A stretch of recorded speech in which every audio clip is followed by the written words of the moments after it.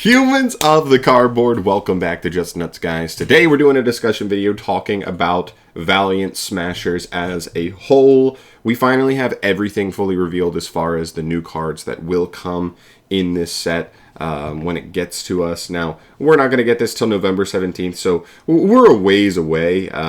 You know, what are we, 2.5 months away from this actually coming to the TCG. So we're going to have some time to see how everything actually performs in the OCG before it even gets to us. That's not always a perfect indicator of how it'll translate to the TCG, but I do think it's a good, there is some good data you can draw from that. But today, we're going over the 3 archetypes that release in this set, where I think they land at the end of the day, and relative to each other, who's the big winner, who's the big losers,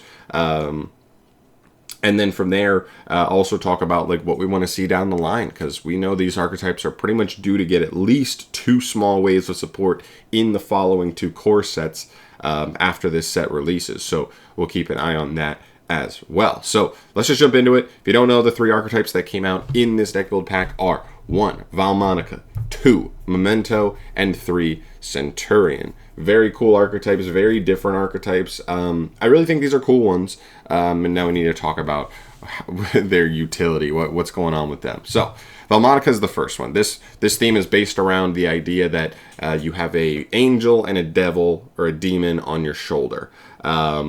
And they tell you to do certain things. And in this archetype, they kind of translate it by you have effects that burn you and you have effects that heal you, your life points. And then you get bonus effects when you do that. It triggers other cards, yada, yada, yada. But you want to get both of them set up. It's a pendulum archetype where you want to get both of your angel and devil set up in each of your scales. They allow you to pretty much pen summon 4s pretty nicely. They're an okay engine for that, but it seems like they're making you want to play them pure, if anything, because it seems like one of those archetypes where you can't really get away with playing a small engine. It feels like the deck really needs more, like too many cards. For you to play too many of like the actual Valmonica cards to like splash it in with like other pendulum archetypes at the very least. You may be able to splash small engines of other stuff into this deck, but like this can't be a sub engine somewhere else. It's got to be the main thing. Is kind of how it seems like the cards are designed to be.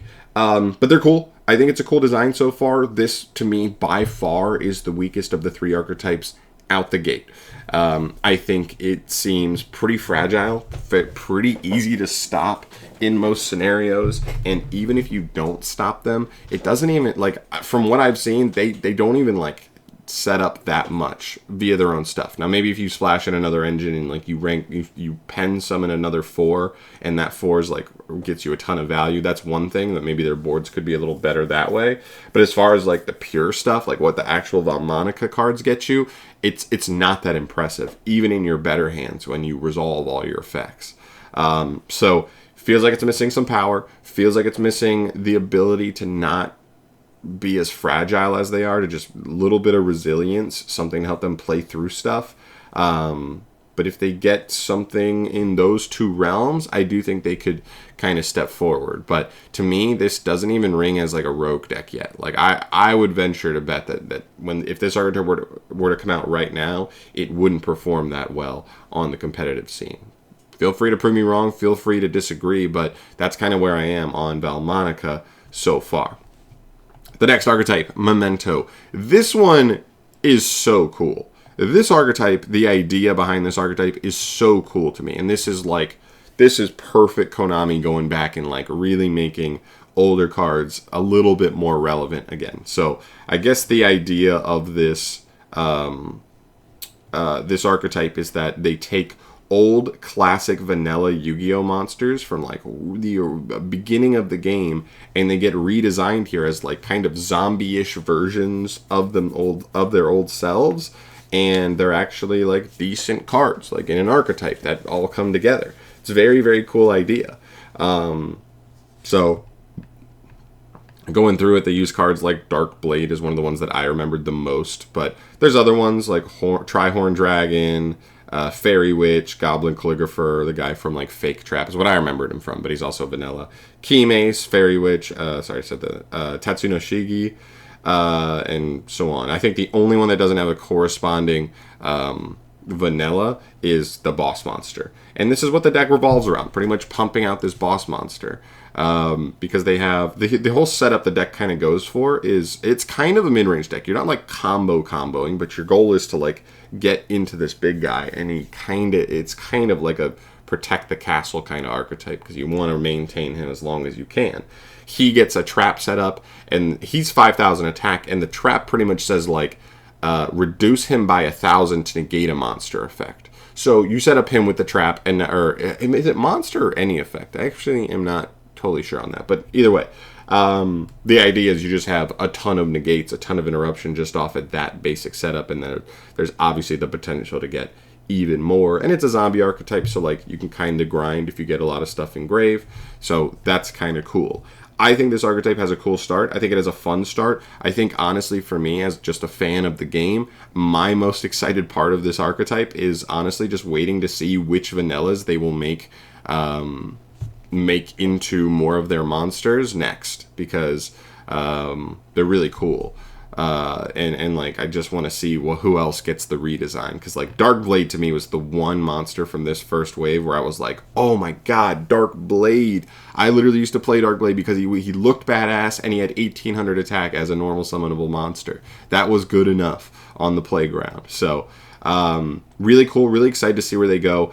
This one a little bit same thing with Valmonica in the regards of, because it's so clearly designed around this one guy getting your big dragon set up, the deck is a little one note. Like if you don't get the dragon set up, or your opponent has an easy, simple out for the dragon, it kind of feels like the deck just kind of gets walked over a little bit. Now, I haven't tested it thoroughly, but that's kind of my first early impressions of this deck build pack with this archetype. But I hope people mess with it. I hope it's got enough to like maybe even show a little bit of results in the OCG as like a rogue deck, and then maybe 1 or 2 cards in the next core set, 1 or 2 cards in the set following that. Then maybe this archetype can really fully walk in on its own. But they seem to have some starters. They got some good normal summons. They got like a really good spell or two. That trap obviously is pretty good. They don't use any extra deck monsters. That's kind of been like a theme. Like somewhat recently, it's kind of been making more archetypes that don't even have extra deck monsters. Not that they can't use it or will use it, but they just don't give them their own. So that'll be something to keep an eye out for as well. Really interesting archetype. I hope they bring it to a better place, because like it just feels like it's a little bit short of where it needs to be.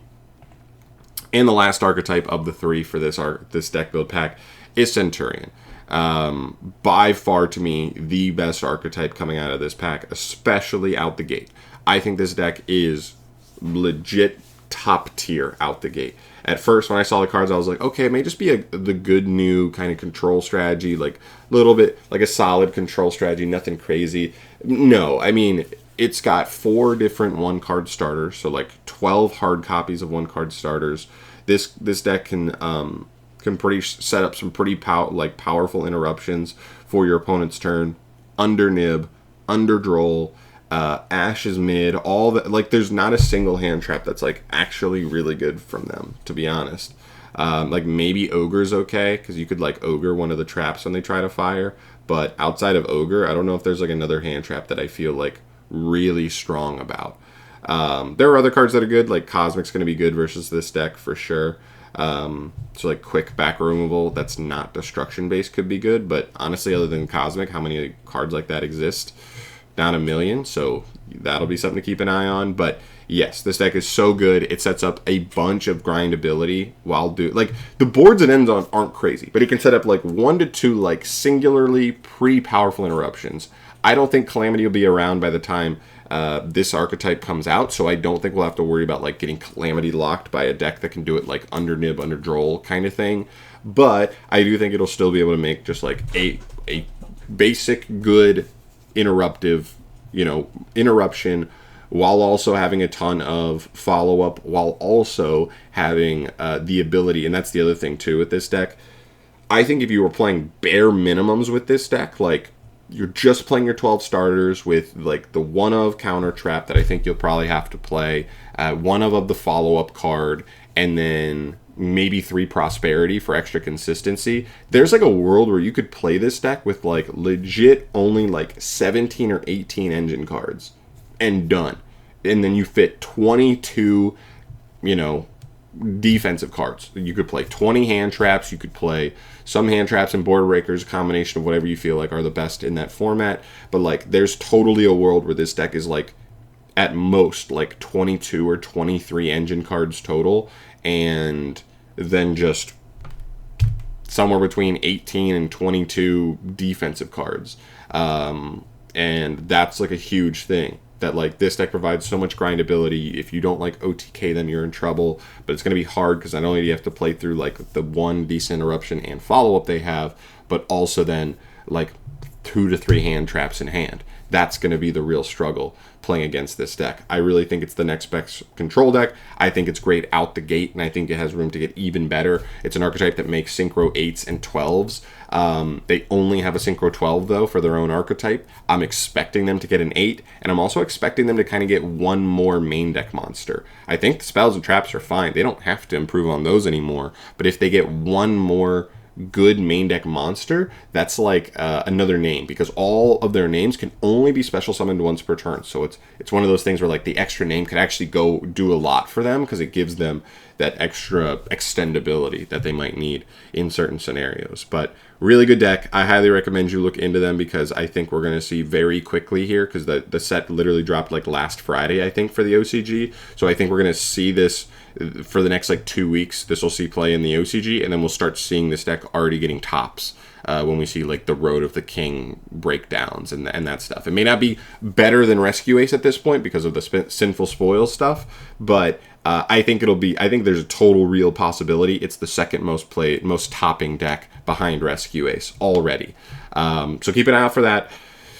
It's cool. I mean, like, this is the one that I'm looking at the most, but there's definitely always still going to be potential for these. I mean, look at the Rescue Aces of the world. Look at the Exo Sisters of the world that we thought were, like, really, really poop bad decks. And then, with their 2 waves of support, you give them a Malfa, you give them an Emergency, and a Preventer. Like, these archetypes can sprout up pretty damn quickly and move to high-tier competitive. So, keep an eye on them, but Centurion's definitely the big winner out the gate. It's going to come down to the support for the other 2 for me. But really, really cool archetypes. I love deck build packs. I think Konami does a good job with them overall, and those are just my overall thoughts on it. So that's it for today. Thank you so much for watching. As always, let me know your thoughts down below on Valiant Smashers. What's your favorite archetype of the 3? Which one are you most excited to play around with? What are your opinions on them? Do you differ from me? It's in some areas on these 3 archetypes, just early interpretations. I'd love to hear your thoughts down below on that stuff. I'm out of here for today. Centurion's clearly my favorite, because it's not only the best one, and that's not always what I look for. You guys know that. I'm more of a rogue player anyway, but it is the kind of play style that I tend to like to lean towards anyway, so it fits me as a player pretty damn well overall. So let me know your thoughts. I'm out of here. Thanks for watching. I'll see you in the next video. Peace.